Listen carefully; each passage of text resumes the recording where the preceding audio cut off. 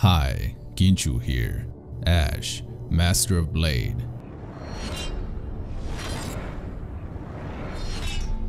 Ash was released a long time ago.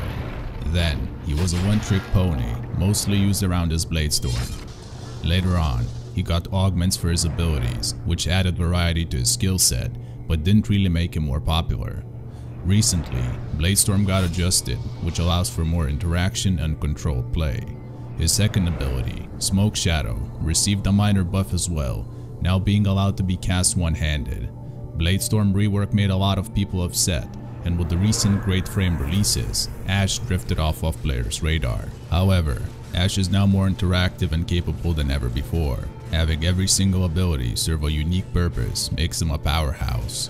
In this video, I'll show you the build I use for Ash that involves all ability usage, makes Ash endurant and extremely sustainable, allowing for incredibly interactive play and high-end content. This is Drifting Blade Ash.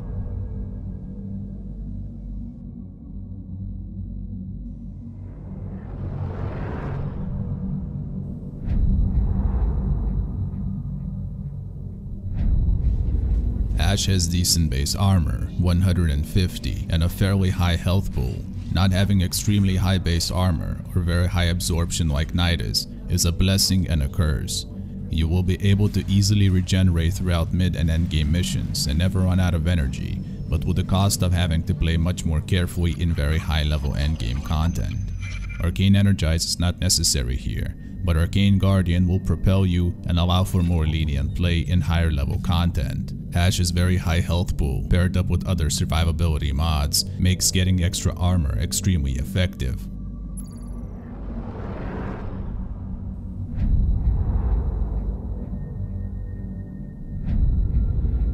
The build is very simple but effective.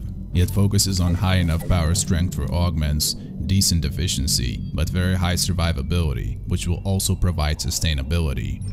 Steel Charge for aura. Handspring in the Exilus, the most vulnerable position you can be in with Ash is being knocked down, and this helps greatly.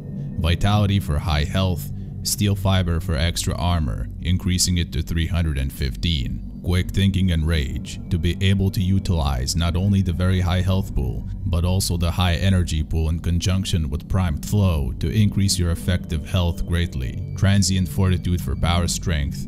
Seeking Shuriken, which in conjunction with power strength will completely strip enemies of armor. Lastly, Fatal Teleport that will allow you to close gaps towards heavy units and high priority targets. The power duration isn't the highest, however, it's enough for you to kill enemies while they're stripped off their armor. Seeking Shuriken will give you a 6-second window to kill your enemies, which is more than enough.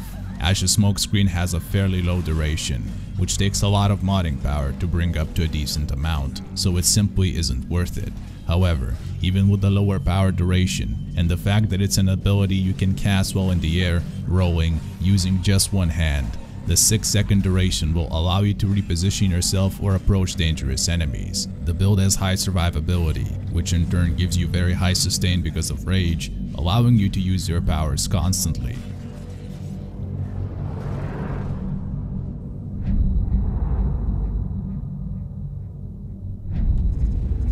This is a very active build that involves all power usage and close quarter play. To utilize the energy you get from rage, it's best to pick a powerful melee weapon. For this, a critical based weapon with a Blood Rush build will work very well. Prime Pressure Point for base damage, Life Strike for recovery, Blood Rush and Body Count for massive damage with combo multiplier scaling and duration. Organ Shatter for critical multiplier, which will synergize with Blood Rush and Body Count. Fever Strike and North Wind for viral damage, and lastly, Primed Fury for base attack speed. The reason why Primed Fury is better than Berserker is because Berserker counts as a buff and it doesn't affect Bladestorm or finisher animations. Primed Fury will speed up your Fatal Teleport executions as well as Bladestorm cast time, making them both much more powerful and effective. Viral damage is extremely effective against targets with no armor, which you will be facing constantly due to Seeking Shuriken stripping enemies of armor completely.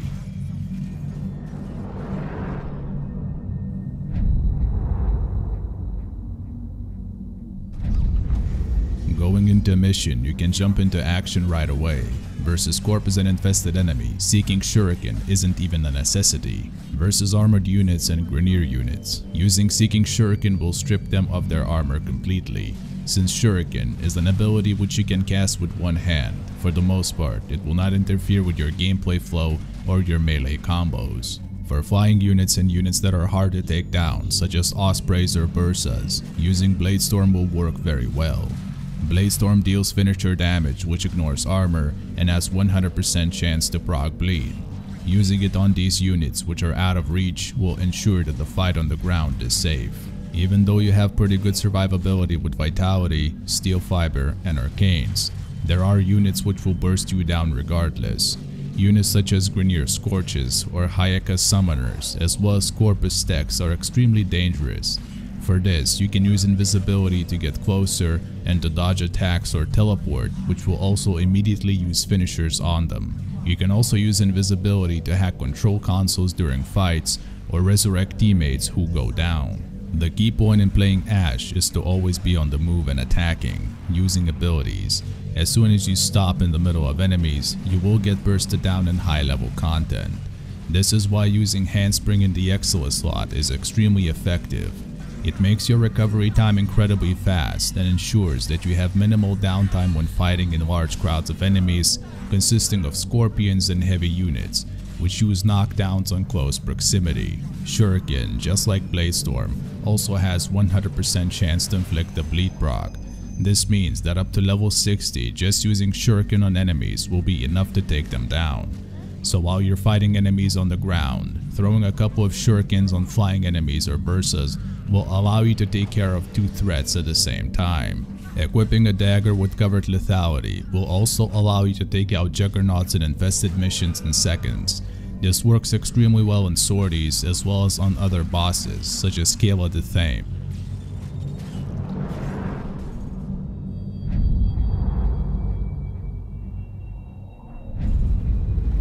As far as alternatives go for Arcanes, there aren't many choices. Arcane Avenger would allow you to increase your damage by quite a lot.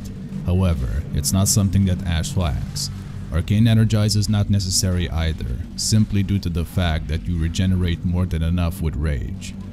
Ashe has augments for all his abilities, but for this build, Seeking Shuriken with Fatal Teleport is the best choice. Smoke Shadow, when paired up with a high duration build, could be useful for rescue missions. There are, however, better alternatives to achieve the same goal, such as Limbo. Lastly, Rising Storm increases melee combo duration. Considering that pretty much every single melee weapon uses body count or drifting contact already, makes this mod pretty much trivial. Ashe currently is a powerhouse of a frame. All four of his abilities serve a good purpose, and his passive has great interaction with Shuriken as well as Bladestorm. You're capable of doing very high level content, have very good mobility, and good utility powers. Being able to take out heavily armored targets and boss units within seconds while laying waste to the battlefield makes Ashe one of the best frames around. This is Drifting Blade Ashe.